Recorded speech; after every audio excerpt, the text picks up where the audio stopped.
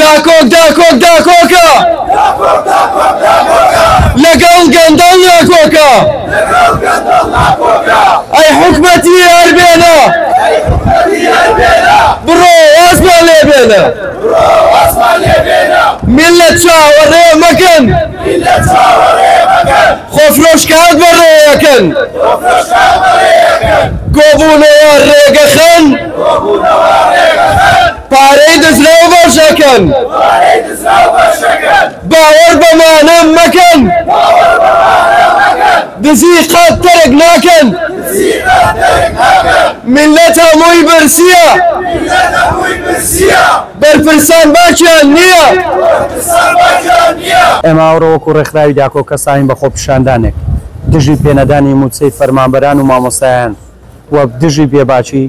دەسەڵاتی کوردی دژی هاوڵاتیانی کوردستان دانێکی ئەمانەمان ئەنجامدا ئامانجمان لەم خۆپیشاندانە پشتگیری مامۆستایان و موچەخۆرانی هەرێمی کوردستانە و ئەمڕۆ 54 ڕۆژە موچە دابەش نەکراوە لە هەرێمی کوردستانە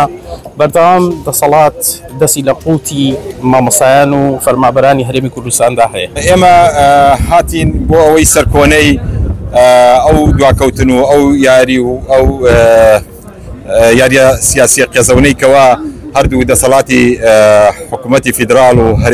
هەرێمی کوردستان ئەیکەن بەرامبەر بە موچەخۆر و بە هاوڵاتیان بەڵام بەداخەوە حکوومەتی هەرێم وەک پیشەی هەمیشەیی دەستی گر بە ڕەشبگیریکردن ئەیەوێت بە سیناریۆیەک ئەوێت بە دروستکردی قەیرانێکی ترمان بۆ دروست بکات بەڵام دڵنیا بە لەوەی کەوا ئێمە بەردەوامە بین لە سەرخەباتی مەدەنی تاوەکو چۆکیان پێدا نەدەین دڵنیا بەواز نایەنی لە چۆڵکردنی شەقام و هەمیشە پشت و پەنای ستەمدیدە و غەدر لێکراوەکانە بین و دەستاخۆت. ئەمڕۆ وەکو ئەندامانی ڕێکخراوی داکۆک هەستاین بە چالاکیەک دژی نەدانی موچەخۆرانی هەرێمی کوردستان بەداخەوە زوڵمێکی زۆر لەم دەسەڵاتە لە موچەخۆران و مامۆستایان نەکرێت بەداخەوە خۆیان لە تێری ئاژین و خەڵکی لە گیرفان قاڵیەکدا لە برسێتیا کوڕەکانیان لەو پەڕی خۆشگوزەرانی و شەهامەتی ئاژین و ئێمەش هەمانە مامۆستایان و تەنها نانسکێکەژی بەداخەوە لە بەرواری 26 ساڵی 2025 لە بەردەم کۆنسڵخانەیەرە خۆپیشاندانێکمان ڕێخستووە بە مەبەستی دواکەوتنی موچەخۆران و مامۆستایانی هەرێمی کوردستان کە لەلایەن یەکێتی پارتیە حکوومەتی بەغاوە زیاتر لە 55 ڕۆژە بێبەش کراون لە شایستەدارایەکانیان و پەیامی من لەم ڕۆژەیەوەیە ئەمەوێ بڵێم کە سەرچاوی هەموو نەهامەتی و ئەو ماڵوێرانیانی کە بەسەر هاوڵاتیان هەرێمی کوردستان دایەت لە یەکێتی پارتین و ئەو دوو حیزبە بوونەتە سەرەتان بۆ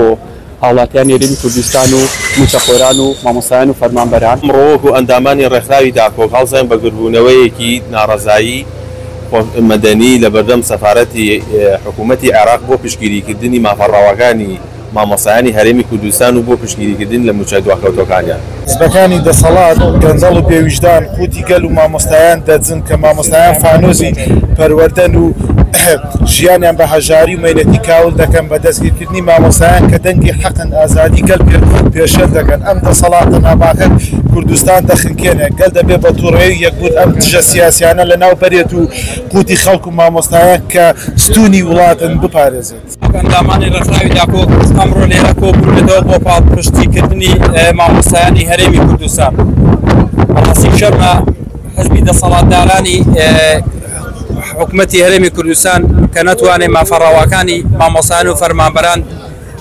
دابین کە موچێکی سەرەتایی خۆی